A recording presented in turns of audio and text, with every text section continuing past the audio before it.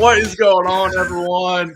Welcome into the Bettor Sports Network, Bettor Sports Betting Show. I got Howard Bender with me, ready to rock right off the bat. I don't know what that pose was, but I'm all for it. Rock. Come on, man! Anything that gets the juices flowing, the blood's pumping here. I'm feeling good. I'm like Joey Fantasy Alarm today with the hat and the sweatshirt.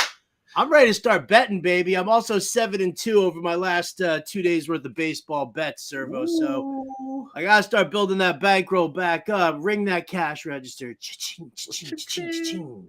I know you. I remember the beginning of the season, you were red hot for like the first month at least. I mean, I was piggybacking off of you, some of your picks. But we all, I mean, that's the beauty and the angst of sports betting. We all hit the little cold spells, but you're back on the hot streak. So I'm ready to talk some MLB bets because we got all 30 teams in action tonight. We got tons of ways to go. I mean, we could spend hours on like every single game. There's so many ways to go, but excited to talk some MLB bets with you. We'll also hit on NBA playoffs or NHL playoffs talk. Anything we want to, any bets for tomorrow's games. Nothing tonight. It's all baseball tonight, baby. But got to start out here. By the way, big news today is DeAndre Hopkins getting released by the Arizona Cardinals.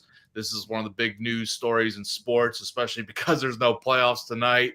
Kind of a surprising move. We thought maybe he might be traded. Now he just gets outright released by the Cardinals, free to sign anywhere. Tons of implications for fantasy football and for NFL betting purposes, win totals, futures, all that. Go over to fantasyalarm.com right now, by the way. Andrew Cooper has his article out breaking down possible landing spots for Hopkins, the impact for fantasy on the Cardinals, and some possible win total for the Cardinals, that kind of thing. So go check that article right now. And he's got a little video reaction to on our YouTube. So go check that out too. But Howard, I mean, instant reactions to this. We can get to some of the possible landing spots in a second here, but what was like kind of your initial reaction to seeing this today? I mean, I feel like it was kind of expected. The two players that we've been eyeballing this entire offseason are DeAndre Hopkins and Dalvin Cook, because the big question is what's the dead cap hit if they release them? What's the dead cap hit if they trade them? What is the the financial impact on that? And then it's, of course, where can this player land? You got to look at teams, especially in the NFL, of where, who's got the most cap room to be able to pull that player in there. So I think I think we were all kind of expecting this with DeAndre Hopkins. I think the real question here is how much does this actually move the needle? Like, we see it with betting odds in during the season, or with point spreads in the NFL. You'll take a look at something and a team will be favored by 6.5, and all of a sudden you'll see that their starting quarterback is out, and all of a sudden they're only they're it's either even or a pick 'em, or they're only a 2.5 point favorite. A quarterback swings the odds a ton. Does a wide receiver, an aging wide receiver like DeAndre Hopkins, have that same kind of an impact on the betting lines? I don't necessarily know if it does that much. Yeah, it's interesting because the over-under for wins for the Cardinals is at 4.5, and I think Vegas probably had wind of this coming because that's what it was before, and it hasn't really moved much since. We'll see if people are going to hammer the under, but like you said, I don't know how much Hopkins' absence. This isn't like a Tyreek Hill in his prime, or something where it's like clear that he might be a difference between a win or a loss for a team. So we'll see where this moves. I mean, 4.5. I mean, you lean in over or under. I've had bad vibes about this Cardinals team all offseason. I mean, the new coach in town, just like the worries around Murray, probably getting hurt again. It's just I don't know how you feel about this, but even for like fantasy, for betting for fantasy, one of those teams are just kind of staying away from. Yeah, I have no reason to make this bet. I mean, I think 4.5 wins. I mean, you're talking about, to take the under, you're saying what, 4-13 on a 17 game schedule. Yeah. It's not beyond the realm of possibility. What I tend to do is when I look at win totals in the NFL, I try to find, where's the biggest disparity between what their win total was last year and where it's, where they finished the season with the number of wins versus, what their win total is now. And, kind of say, well, did this team improve itself enough to win 2 or 3 more games? Did this team, not do anything and lost a bunch of players and therefore, could go under? So I tend to kind of stay away from, unless it's like really glaring, I tend to stay away from stuff like numbers like this. 4.5. Would you be surprised to see the Cardinals actually squeeze out 5 or 6 wins? No, I don't think so. They're going to be going. They have a tough, out of conference schedule because they're going to be matched up with the AFC West. So, it could be, crazy there. But I mean, do you want to say they can't win 5 or 6 games? I don't like to look at that. So this would be a no bet for me for the Cardinals. Okay. And you mentioned going off of previous years, obviously roster turnover and stuff, and the new head coach is definitely a factor, but this team went 4-13 last year. So if you have that in mind, maybe you are leaning to the under or the over either way. Maybe losing Hopkins, maybe it helps Murray in this offense. Who knows? Is it minus 110? I think it was I think it was minus 120 to the over. So it might have been around even money to the under there. So, okay. We have other, by the way, so Coop's article, go check that out. It's free on Fantasy Alarm website right now. And you can see different teams that he suggests might be looking to sign Hopkins in free agency. And we'll kind of run through a couple here, see some over-unders on win totals right now, because the Lions, Bills, Ravens, Patriots, and Titans are some of the teams he mentioned there. And all the teams, are possible fringe or definitely contending playoff teams. And we got the Lions at 9.5 is their win total this year. The Bills at 10.5, Ravens at 9.5, Patriots at 7.5, and Titans at 7.5 as well. So all these teams, if you think, we're just saying maybe Hopkins isn't worth a full win either way, but if you think he is, I mean, jump on this now before one of these teams signs him. Where do you think he lands? And are you willing to take the over on any of those, thinking that Hopkins might make that difference? Well, it's kind of tough. It really is. The Lions do have cap space. I think Coop mentions this in his article, actually, is that the Lions do have the cap space to absorb him. And with Jameson Williams suspended for the first 6 months of the season, all of a sudden it might make sense for Detroit to kind of do this. I think, you could look at it and say, at 9.5 wins, if Detroit were to bring in DeAndre Hopkins, I mean, 10 wins, 11, possibly in this new look NFC North where the Packers look like Kakapupu. Yeah. You play any teams in the NFC South and you're like, yeah, I love that. So Lions 9.5 wins is definitely something I would look at. If they get Hopkins, I would consider betting the over. I mean, I think just in general, I would probably look at the over for the Lions anyway, and adding DeAndre Hopkins would probably cinch that up for me for sure. The Bills 10.5 wins. By the way, that seems a touch low for me, just in general for the Bills. I think a lot of people are just kind of down on the Bills right now. I think that they just kind of look at them in the sense of, the competition, the AFC is just, it's insane. And you look at the Jets getting Aaron Rodgers, the Dolphins, a team on the rise. I think that's important. And, and you never want to count out Belichick and the Patriots. So, I mean, that it kind of makes sense, especially when you're playing your teams, within the division twice. So I haven't really dove into, the rest of the Bills' schedule there, but I mean, 10.5, probably, can the Bills be an 11-win team? I don't really see why they couldn't be.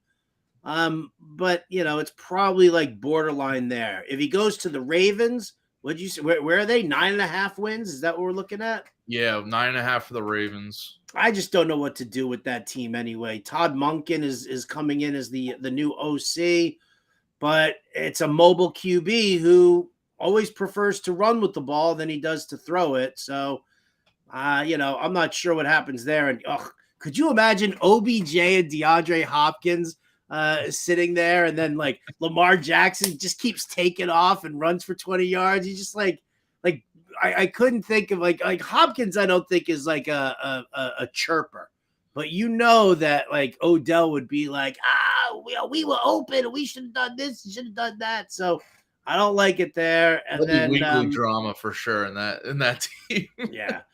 Well, and then Patriots and Titans. What's up?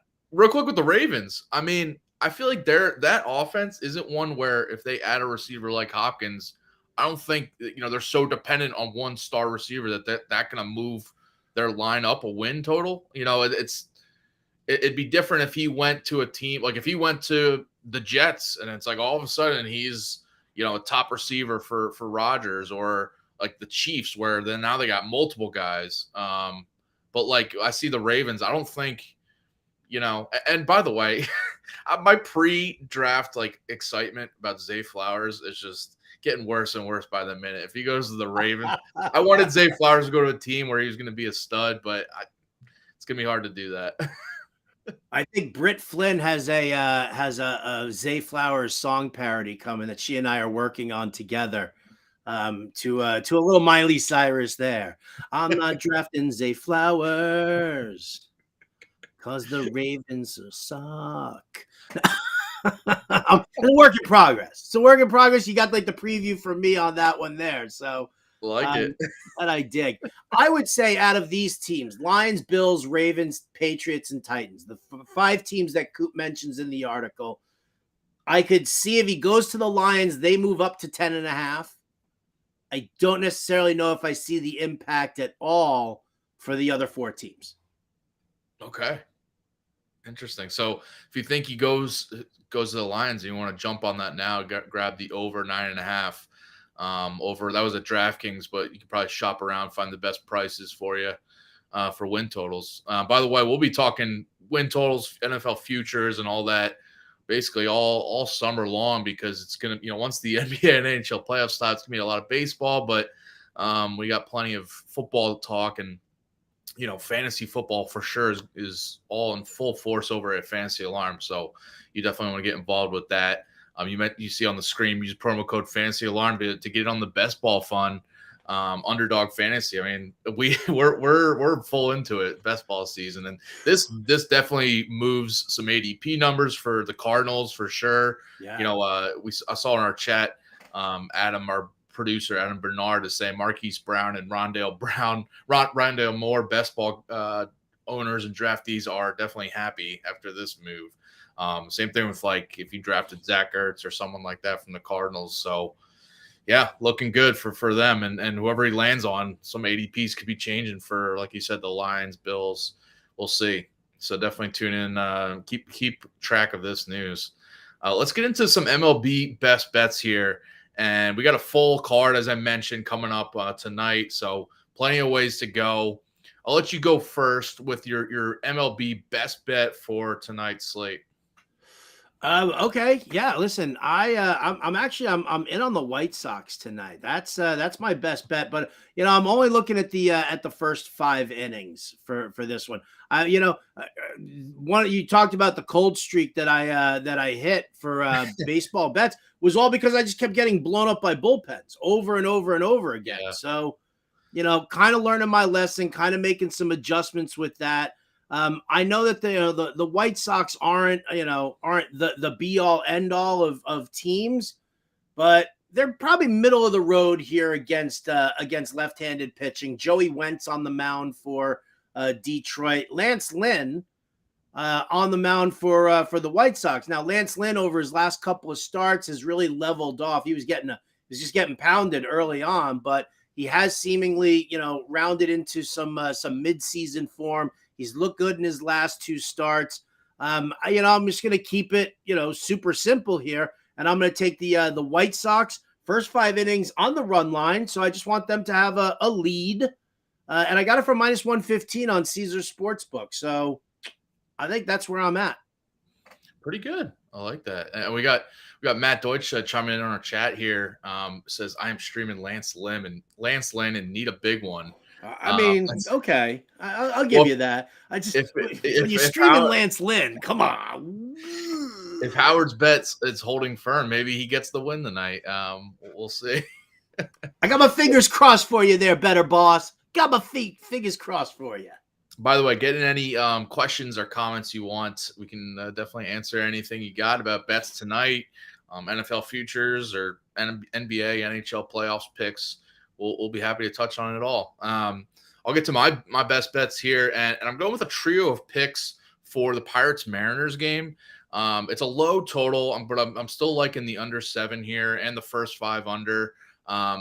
We have Mitch Keller and George Kirby going off against each other here, and they're both having great seasons, and the advanced stats back it up as well. Kirby's got a 2.62 ERA, and both of his FIP and expected ERA are both under 3. Same thing with Keller, 2.44 ERA this year, and his FIP and expected ERA both under 3. So they're both just performing really well, and the stats back it up. And they're both facing offenses that are in the bottom half of the league against right-handed pitching this year and over the past couple weeks, and specifically on the Pirates side. That's why I'm also going with George Kirby's over 5.5 strikeouts.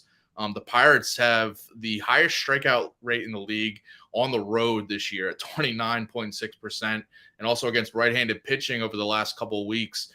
They have the third worst strikeout rate in the league, and bottom 2 WOBA and weighted runs created and all that. So this is a team the Pirates offense. We knew it would eventually slow down, and it looks like it's been happening right now. So I like Kirby to have a strong outing here.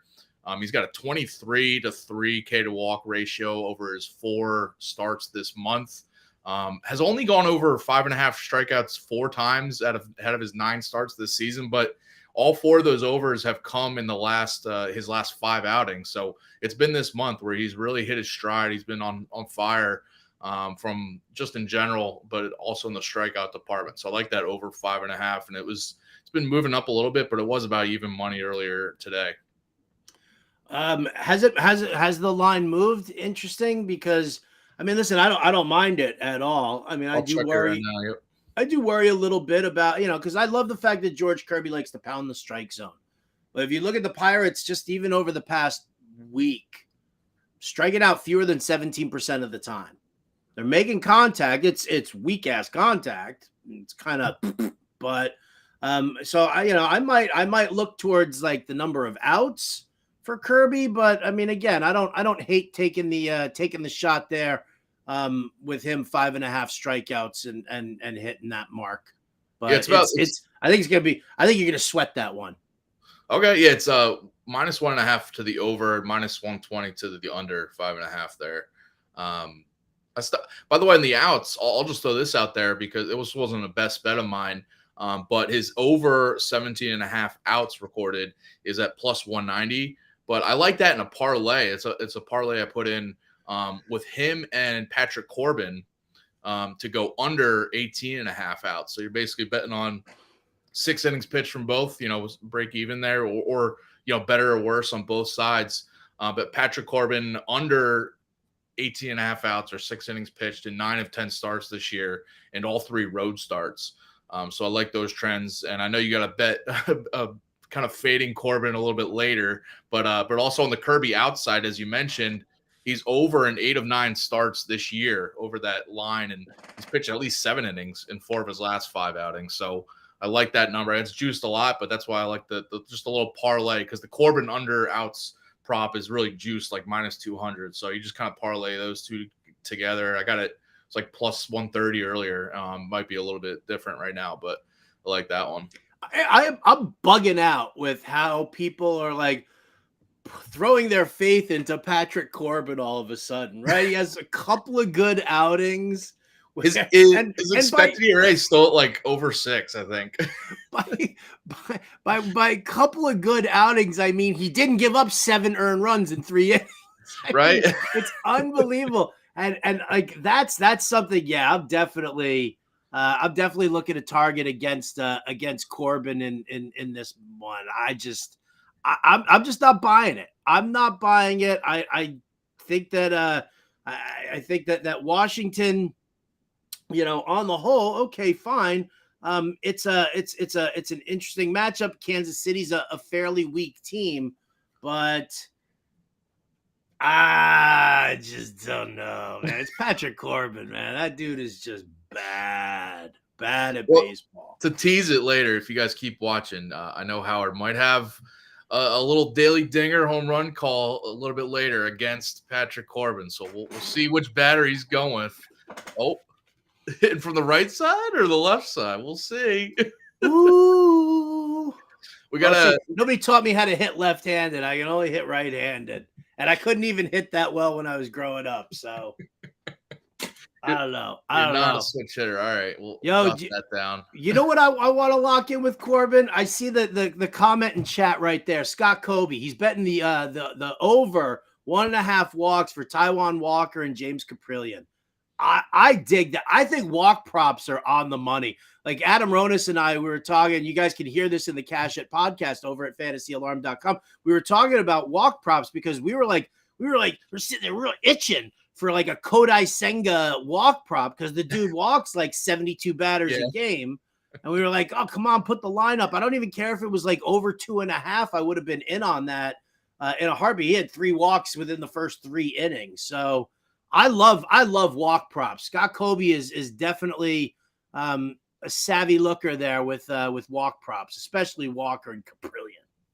Yeah, I mean Caprillion facing the Astros, I definitely like that, and Walker facing the Braves on the road. So yeah, I mean both really tough matchups for them. And Walker, Taijuan Walker, I mean since coming over to the Phillies has been not what they thought he could be. I know, like as for me as a Phillies fan, it's like every Phillies fan is like really disappointed in what Walker's been doing because it's like he's just not the answer in that rotation. So, and fading Caprillion is always a good idea. So, who's a bigger disappointment, Taijuan Walker or Trey Turner right now? You're a Phillies fan. Come on, let me hear it. Trey Turner.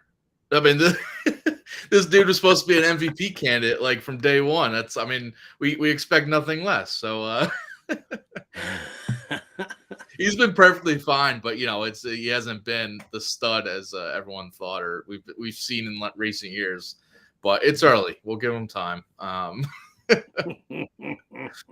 Let's get to another bet here. I mean, you want to throw out another pick that you're on tonight for tonight's slate? Yeah, you know what? I'm actually here. I'll tell you what. I'm looking at the Texas Rangers first 5 inning money line. Actually, I got it for plus odds. I got it for plus 100 on BetMGM. I don't know if you're going to get it much longer. Like all of a sudden, somebody at BetMGM is going to be like, "Oh, wait, Grayson Rodriguez has given up 8 home runs in his last 3 or 4 starts. Oh, wait a second here. Like, you know, yum, give me some Corey Seager is like plus 500 to hit a home run tonight. I'm sprinkling a little something on Corey Seager at plus 500 and a little something on Adolis Garcia at plus 500 as well. But I think Texas definitely jumps out early and they scoop a lead on Baltimore. I don't want to mess with the rest of the game because, you know, anything can happen once you take Grayson Rodriguez out. I mean, Grayson Rodriguez, he's a super talented pitcher, super talented. He's just struggling with his command and control right now, like any other youngster. So, you know, I'll take the Rangers, who are one of the hottest hitting teams out there right now, and I'll lay an action on them. Again, you mentioned going with the first 5 innings on bets because of shaky bullpens, and the Rangers have. I was looking up earlier today for a bet I'll touch on in a sec, but the Rangers have, I think, the worst bullpen ERA over the past couple weeks. And even in the month of May, they've been among the worst. So, yeah, that is a bullpen that's definitely blown some leads and caused some first 5 innings bets to either cash or full game bets to lose. So, dude, that was my downfall. It was 3 straight games against the Cincinnati Reds in Cincinnati that the bullpen gave up at least 2 or 3 runs per game in the 8th inning and beyond. It was horrible. Yeah, and it's the worst feeling when your team's up by multiple runs going into the 8th or 9th inning, and then it's just you're just watching the league blow away, and nothing you can do. But by the way, so the bet I was going to mention, and go check out Josh Wagner had the Best Bets MLB Best Bets article over at Fantasy Alarm, so go check that out. You need that All Pro subscription, but it's worth it because we give out some winners over there. But one of his picks, and I'll kind of tail it here and back it, is the Dodgers Rays over 9. We got Noah Syndergaard going for the Dodgers. I mean, you can't even say that with a straight face, can you? You can't no, even say Noah Syndergaard with a straight face. He's got a 5.88 ERA this year. On the road, a 10.29 ERA this year. This is rough. And now you're facing a Rays team that crushes right-handed pitching. The league-leading WOBA and weighted runs created plus this year against righties, and been a very strong offense over the past month, past 2 weeks. This team just really just lights up righties, and we got Syndergaard on the road in this matchup. So that's the Rays side of things. And then on the Dodgers side, they got so the Rays are throwing Jalen Beeks as a starter, as the opener, and then going with a bullpen game after him. So Beeks, he's been solid this year as an opener, so that part is fine. But the bullpen game after him is where I was mentioning the Rays bullpen has been among the league's worst this year, surprisingly, because usually we get some good bullpen action from the Rays, but this year it's been a struggle. And over there since the start of May, a terrible 6.61 ERA for the Rays relievers, and over the last 2 weeks, MLB worst, a 9.11 ERA. So we're looking at a team that's just, they're looking for answers in this bullpen, and they're going with basically a bullpen game here. Cooper Criswell is your bulk reliever after Jalen Beeks is the opener. Criswell's got a 7.94 ERA this year, and there's basically been chatter that he's going to get demoted right back to AAA after this appearance. So I'm looking at this on both sides. I expect it to be a ton of runs tonight in Tampa, so I'm going with the over in that one. Yeah, listen, I love that bet. I really do. One thing that to note about the Tampa Bay Rays bullpen numbers, because this is something I started to dive into a little bit deeper and deeper. The problem is that when you've got an opener and then you've got a bulk reliever, like that bulk reliever, that goes towards your relief pitching numbers. That goes towards your bullpen numbers. So when you get a guy like Josh Fleming, who goes 3 2/3 innings, and kind of gets beaten up a little bit, it tends to, skew the numbers a little bit more, because, there's a massive difference between, a starter who goes 5 or 6 innings and then you tap into the bullpen. We're tapping into the bullpen right away. So it tends to kind of on those numbers, but I still think the over hits with the 9 runs, and I've got a couple of bets already that I put action on. I've got a single unit on the Rays team total over 4.5 runs. That's why when you couldn't say Noah Syndergaard with a straight face, I was like, me neither. Yeah, you can't either. So, yeah, I'll take the Rays with that. And then here you go. I built a little same game parlay for this game as well. Again, because Noah Syndergaard. Stop with the Thor. Stop calling him Thor. Like, seriously, like when Hemsworth got his hair shaved in the movies or whatever, he was still Thor because he was still mighty and strong and had mystical powers. This Thor on the baseball cockapoo. So here you go. I just for funsies, for a half a unit, Wander Franco over 1.5 total bases. That dude is ridiculous right now. He's been on fire. He alone is at plus 102, but then I'm matching that up. I'm pairing that with Randy Arozarena over 1.5 total bases at plus 130. I think he might go yard. And then Josh Lowe, who I had I 2 days ago, I lost on his total bases prop. He got the hit, he got the single, but he didn't get no, he did. He doubled late in the game for me. I'm thinking about somebody else because I like your we'll talk about your Jorge Soler bet in a few, but yeah. So Josh Lowe over half a hit, all right, is minus 238. Randy Arozarena over 1.5 total bases is plus 130. Wander Franco over 1.5 total bases is plus 102. Mix it all up there. That's a single game parlay. Give me a half a unit at plus 560. Woo! That's some juice right there. I like that.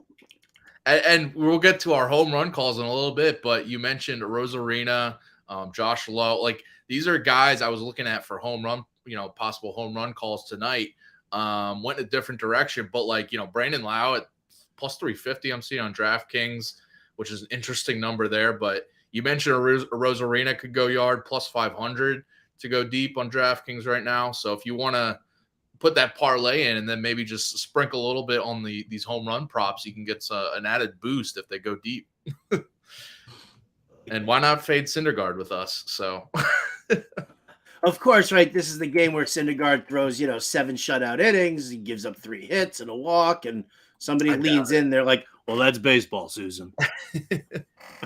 and maybe I don't have any like concrete numbers to back this up, but anytime I watch the Rays and they're doing a bullpen game, it just seems like those games are higher scoring on both sides. It's like one of those like 6-5 games. It's, because the Rays offense just seems like they need to know. They know they need to score a little bit more because their bullpen is gonna give up a bunch there. And I like your Rays team total because that was the side I'm more confident about here to get the over done. So maybe they go. It's a 9-1 final. I'd be fine with that. Yeah, definitely. You want more? You got more? We got tons here. Come on. Yeah. There's a full 15 game slate, baby. Well, we have the Cubs and the Reds that's already in our rear view mirror. So 14 games. There's plenty to go on there. Tell everyone about the Jorge Soler one, just because I love this bet. Like, and not just because, of Jorge Soler and what the prop is, but I love the style of prop because it takes away that, when you bet in total bases and it's 1.5 total bases and the guy gets a single and you come up short. It was Juan Soto yesterday. Juan Soto, I had over 1.5 total bases and he got walked 4 times in the game and he had a single. So, I end up losing that prop, but I like what you got going on. Yeah, the hits, runs, and RBI prop is one I love for batter props. Like you were just going over. I like it more than total bases because you only need basically one solid at bat. Whether he hits, the guy gets a hit and gets an RBI in the same at bat, then all right, he can go 0 for 3 the rest of the game, or vice versa. If he hits and scores on that same at bat, he can have kind of some bad games, but. You're not also rooting for an extra base hit or anything. But yeah, so I like Jorge Soler here from the Marlins to go over his 1.5 combined hits, runs, RBI. A prop I actually picked for the underdog article over at Fantasy Alarm. Go check that out for just a little bit more explanation. But he's homered in 3 straight games and 4 of the last 5 contests. And yes, he's been playing in Coors Field the last few days, but I still think he's going to stay hot here. He's got 10 homers in the month of May and hitting 400 exactly over the past 7 games. So he's not just hitting for power; he's hitting for average here.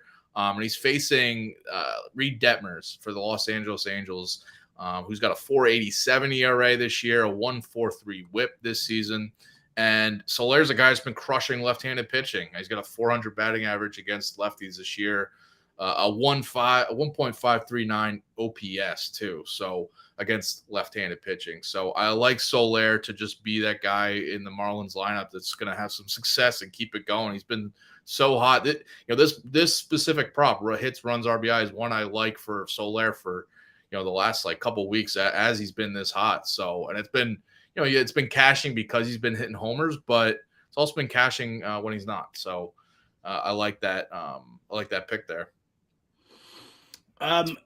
Also, we got another one from Scott Kobe in the chat who just, to pile on to Thor, asking about the over 1.5 walks. Believe it or not, I'm going to say no. I'm not gonna bet that. He's walked 2 batters in his last 5 outings. Right? I mean, he doesn't have great stuff anymore, but what he does do is he puts the ball inside the strike zone. And players are just, batters are just letting him do it. They're waiting him out for that. So he's not really walking a ton of guys here. And I think that in this matchup against the Rays are definitely a high contact rate team. So yeah, I would probably avoid that action. Plus you're also, you're kind of wondering, is he going to get chased early? And, if it's just a hit parade, then no, I'd probably go with that. And yes, Corey Seager over 1.5 hit, runs, RBI. Yeah, dude, sprinkle a little something on plus 500 for a home run too for Seager. Ooh. That goes right with your first 5 innings, right? Dude, give me all the time. Listen, I love Grayson Rodriguez. He's just not ready yet. You'll see Yeah. some great flashes of his, but you take a look at the Texas Rangers just overall. In the last week, they lead the league with a 367 weighted on base average.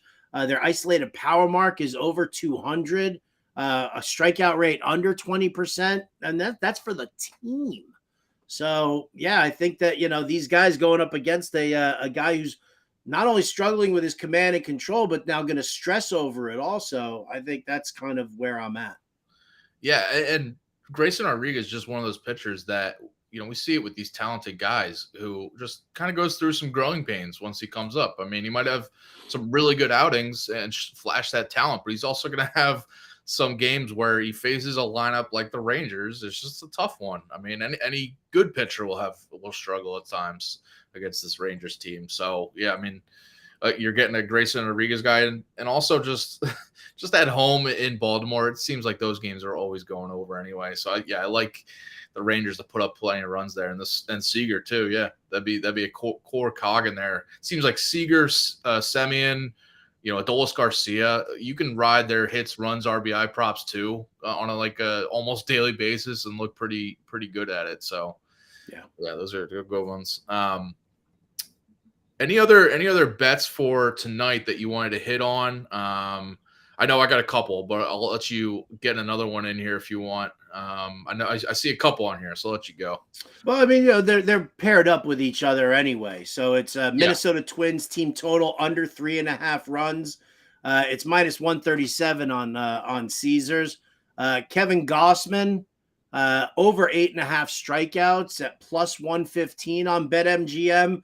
Now, Gossman's gone over that amount, I think, twice in his last 5 outings. But, the Twins right now, I think over the past week, we're talking about a strikeout rate over 30%. They're not a strong hitting team right now. They're actually struggling tremendously. There's a lot of youth in the bottom end of that lineup, and the guys just aren't hot right now. So I think Gossman has his way with Minnesota today. The under 3.5 runs is a nice one, a little juicy on the minus 137.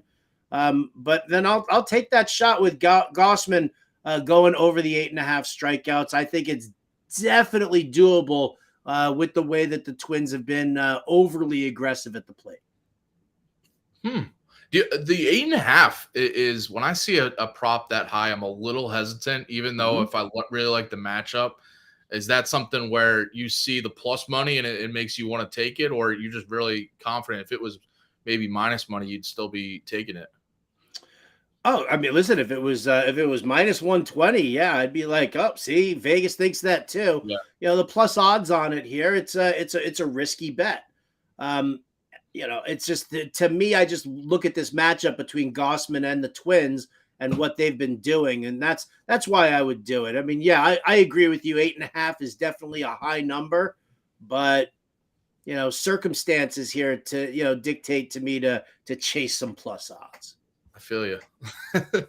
By the way, go get the Bettor Sports Network newsletter emailed to you every day, including our daily Better Bet, exclusive offers, program alerts, special events, and top moments. You can register for free right now at bettorsports.com and go head over to fantasyalarm.com for sure to get your MLB DFS lineups in. We got after us coming up shortly. We got the MLB DFS live show, the Quick Pick show with John and Pemba and James Grande. They're doing it every day at 5:00 Eastern and helping you guys build lineups in conjunction with all these bets. So if you like Gausman to go over his strikeouts, you could definitely play him in DFS tonight. So we'll let Pemba and Grande touch more on that and his pricing and all that. But right now you can head over to Fantasy Alarm to check out all the value plays articles, the DFS playbook for tonight, best bets, as I mentioned, by Josh Wagner is up right now. And then all this weekend for sure to get your NBA, NHL stuff in for those lineups. We'll have you guys covered. I'll go to a pick right now. I like the Cardinals money line tonight. It's been moving a little bit.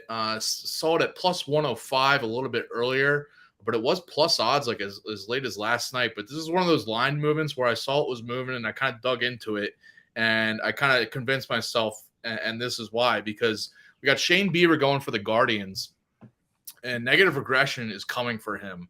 He's got a 3.08 ERA this year, but his FIP is almost a full run higher, and his expected ERA is almost 2 runs higher. He hasn't been dominant as in years past. You know, Bieber's a guy that's been like a Cy Young contender, but this year he's just got some worrisome metrics, a career low strikeout rate and a career high hard hit rate. And now he's going to face a Cardinals lineup that's been really good against right-hand pitching all season, and especially over the past month. They got a 359 WOBA against righties, which is the second best in MLB. And all year, they're top 10 offense against right-handed pitching. On the other side here, we got Matthew Liberatore going for St. Louis. You know, a guy that struggled last year as a rookie, but he improved a ton in AAA, and just reading up more on him, he's got improved command and increased velocity just in AAA this year, and he kind of proved it. He's got 1 start so far and came out of the bullpen for another appearance, but he's getting another start here. But against that, in his first start, he tossed 5 shutout innings against the Brewers, which is a team that struggled against lefties all year. And now he gets another favorable matchup against the Guardians, who have the league's worst WOBA against lefties this year since the start of May, and second worst all year against lefties. So I see this matchup, a great matchup against Cleveland, this Guardians lineup, and I think the Cardinals are going to give enough run support, and their bullpen's going to hold firm. So I like the money line here. It's really not that expensive, minus 105. I like it. Fun fact here about Matthew Liberatore. Do you remember a fantasy alarm writer by the name of Dom Murtha? Yeah. It's his cousin. Really? There you go. Wow. Fun fact for you there. That's a very fun fact. I did not know that. Yeah, I remember Dom.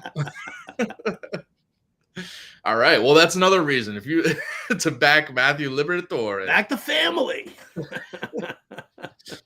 I'll throw out another one here. And by the way, if you guys got any questions here, definitely ask us. I know Scott's been chiming in with his picks. Last one I'm going to throw out, though, is before we get to some home run calls, Mets Rockies over 11. Max Scherzer has just been, really given some bad vibes this year. Just multiple reasons. The whole suspension, and then he had a callus on his thumb last outing. I know he pitched well with it, but just that's a little bit worrisome. So just weird vibes there. And he has a 5.00 FIP this year and a career low 22% strikeout rate this year. So his numbers are just slightly down. And I looked at his career in Coors Field, and he pitched there a lot from playing with the Diamondbacks and with the Dodgers over the years. A 6.39 ERA in Coors Field. So it's a guy that's clearly struggling in this ballpark. So I see that on the other side. The Rockies offense been a top 10 offense at home this year. Just one of those lineups that's just clearly better in Coors Field, hitter friendly there. And then we got Connor Seabold on the other side going against the Mets. Seabold's got a 5.97 ERA this year and a 6.50 ERA in his 4 home starts. And all 4 starts have featured at least 11 total runs scored, and the total's going over. So I see this one going over 11. I know it's a high number, obviously, with Coors Field, but I still like the over here. I talked to any Met fan, and they'll hit 11 runs just the Mets alone for tonight. I knew you were going to throw that little chirp in there. Well, I mean, come on. Let's talk to Adam Ronis. Let's talk to Justin Vreeland. Let's get their Mets opinion on this one here. Maybe Fensty will jump in on it, right? I mean, yeah. Listen, I love it. I do. I mean, listen, it makes sense right now. I mean, I don't know what the home run prop is for Pete Alonso, but I don't know why you just wouldn't bet it anyway. It's low. I think it was at like plus 230 earlier. I'll put a unit on plus 230. I'm okay with that. I think that's I mean, in a situation like that, I think it's totally fine. It's totally doable to do that. Some people are like, oh, it's not worth it. Plus 230. What do you mean it's not worth it? It's plus odds in a very probable situation here. So I can dig that. I mean, I know everybody loves chasing the the same game parlay odds, and they love chasing the big money odds for home run props. But I mean, be sensible with it, people. If the world's giving you a gift, open it up. All right, with that, let's get to our home run calls, our daily dingers for Friday night. I'll let you go first. Who do you got here? Speaking of chasing big old odds, let's go with Pasquatch, baby. That's why you were saying hit from the left-hand side of the plate. Listen, I love Pasquatch, right? Vinny Pasquantino. He's got an 844 OPS against left-handed pitching, a 375 WOBA against left-handed pitching. You can see by the graphic right there. Look at the launch angle. Look at the launch angle on him. So, you know what? For plus 750, it's a gas can like Patrick Corbin. I don't believe in him at all. Some people seem to. No, not for me. So I'll play around with Vinny Pasquantino at plus 750 to go yard. I like that. I gotta say I have a problem with the whole Pasquatch nickname though. Why? As an Italian guy, my last name's Servodidio. The Pasquatch nickname is just people not wanting to say Pasquantino. Just say his last name. People don't want to pronounce it, but come on. Hey yo, all right. So Vinny Pasquantino. Yeah, what I'm saying here is, forget about the fact that he could be a big hairy creature living somewhere in the Pacific Northwest. He's going to sit there. He's going to hit a home run in Kansas City off of Patrick Corbin. How about that? Does that work for you? I like that. I wasn't calling out you specifically because I heard you say his name multiple times. Well, because you know what? All right, here you go. Because I'm offended by the fact that they claim his nickname is the Italian breakfast. No, you're playing off of the fact that Billy Butler, 10 years ago, playing for the Kansas City Royals. Yeah. His nickname was Country Breakfast. Yeah. I covered Billy Butler when he was coming up through the ranks, when he was playing with the Royals. I was a Royals beat writer back then. So, Billy Butler, Country Breakfast, smothered and covered in OPS. That was the ultimate nickname. That was my favorite nickname by far and away. So when I saw them throw the Italian breakfast moniker over on Pasquantino, I was like, I feel like we're reaching there. Our producer Adam Bernard saying, wouldn't it be easier to call him a frittata than an Italian breakfast? Whoa, do you know what frittata means in some languages, Adam? I don't even know if we're allowed to say this on the air. Well, you'll have to educate me off the air. All right, I'll go to my home run call You here. frittata. Yeah. Whoa, Howard. Whoa. Sorry, I lost my head. I'm going with Paul Goldschmidt. Look at the graphic. He's already in his home run trot, so we already got that going for us. Plus 430 on DraftKings right now. I mentioned earlier I like the Cardinals money line, but I think Goldschmidt's gonna be a big part of this because, as I was talking about, Shane Bieber, negative regression coming to his 3.08 ERA. He's got some bad advanced metrics backing that up. And Bieber has allowed 5 home runs over his past 4 starts combined. So he's had a problem with this long ball. And Goldie, 9 homers this year, and 8 of them have come off right-handed pitching. And it was a trend throughout his career. But last year, 24 of his 35 homers come off righties. So he's a guy that hits for power against right-handed pitching. He hit two nights ago or 3 nights ago. But I think he's due again to kind of get back on track against this favorable matchup against Shane Bieber. 935 OPS against righties, 403 weighted on base average against right-handed pitching. I love that call. I'm in on Goldie, no doubt. Yeah, I mentioned the Cardinals offense is having a lot of success against righties, and it's him, it's Arenado. I mean, this lineup is, you could pick any guys to go deep, I think, tonight and be feeling pretty good about it. But I like the Goldie, and plus 430 is not bad for a guy of his talent. I mean, you're talking about Alonso, obviously in cores, but at like plus 200 something odds. I mean, we're getting Goldie at plus 430. I'll sprinkle. Yeah. Oh, absolutely. And I love the odds are where they are because it's Shane Bieber. It's name recognition. Yeah. And to that point also, it's they're not diving into peripherals to understand what negative regression is all about coming. Exactly. I like it. Well, appreciate you guys all tuning in here. Howard, you got any before we get going here? I mean, we gotta talk about this bet that you and Adam Bernard had. There was a situation 2 days or 3 days ago where you guys had a bet about this Eastern Conference Finals. Was it game 3 or at that point? It was game 3. We should be talking about a game 5 tonight, but instead of that, the Panthers swept them. And because the Hurricanes could not win in game 3, I have a minute of me. Now, listen, I don't welch. I'm a man of my word. I was not going to do it live, but I did record a minute of me singing Taylor Swift's Better Than Revenge, I believe it's called. It's pretty good. But if you'd like to see that, we can wrap the week up with that right now. I would love to see that. Roll it. All right. The story starts when it was hot and it was summer and I had it all. I had him right there where I wanted him. She came along, got him alone, and let's hear the applause. She took him faster than you could say sabotage. I never saw it coming, wouldn't have suspected it. I underestimated just who I was dealing with. She had to know the pain was beating on me like a drum. She underestimated just who she was stealing from. She's not a saint, and she's not what you think. She's an actress. Whoa. She's better known for the things that she does on the mattress. Whoa. Oh, there it is. She's gonna find stealing other people's toys on the playground will make you many friends.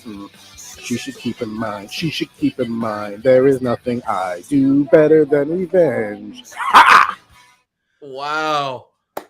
I gotta tell you, yes, mazel tov on that. Adam, had I known that you could go into your falsetto like that and your head voice, I mean, that was beautiful. That was a momentous thing. I'm very happy. I'm very impressed with that one. No, I'm just glad we didn't do like a Ronnie James Dio or Chris Cornell song, because then forget about that. That was not happening. Now, one thing related to this, just to kind of put a bow on it, you've seen people try to make money off of Taylor Swift merchandise. Like somebody listed their contact lenses that saw the show for a few $100s. Someone else put rainwater in a beer cup at one of the shows it rained at and was trying to sell it for a couple $100s. So in that vein, this wine glass right here is what I needed to get the courage to do that. So I'm willing to sell this to anybody that wants this piece of memorabilia for that. So just reach out to the Better Sports Network team. We'll work out a deal, $2-3 maybe, something. Judging by our comments right now, we got Mr. Scamper saying I just joined just in time for this gold, and Scott saying chiming in saying this is awesome. So maybe they're willing to put up a few bucks for that wine glass. We'll see. I'll tell you what, that wine glass. I mean, you haven't washed it yet, have you? No, I honestly forgot it here, and then I realized it today. I'm like, oh, that would be good for the bit. So that's got your DNA on it. You can get that and clone Adam Bernard. Have your own personal Adam Bernard. Grow him in a petri dish, and then have him just sit there and sing Taylor Swift to you in your ear for a couple hours each day. It's like a real life chia pet almost. That sings. Chia pet. Wow. Chia. I gotta say that was a great ending to this week of shows that we've had.